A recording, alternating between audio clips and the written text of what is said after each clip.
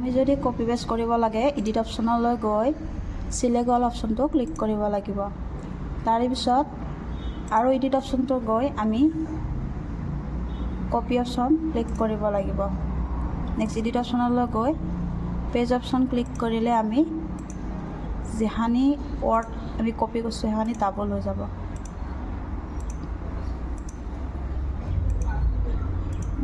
Ctrl+A select all, Ctrl+C copy, Ctrl+V paste. আমাক যিমান copy paste কৰিব লাগে আমি Ctrl+V মাৰি কিনি কপি পেষ্ট কৰিব পাৰোঁ।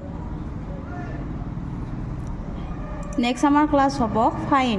আমি ফাইনৰ শ্বৰ্টকাট পাইছোঁ Ctrl+F। আমি ফাইনৰ দ্বাৰা কি কৰিব পাৰোঁ, যিকোনো ৱৰ্ড এটা বিচাৰিব পাৰোঁ। এক্সাম্পল হিচাপে আমি ৰঙীয়া ৱৰ্ডটো বিচাৰিম। এতিয়া ফাইন হোৱাটোত আমি ৰঙীয়া ৱৰ্ডটো লিখিব লাগিব।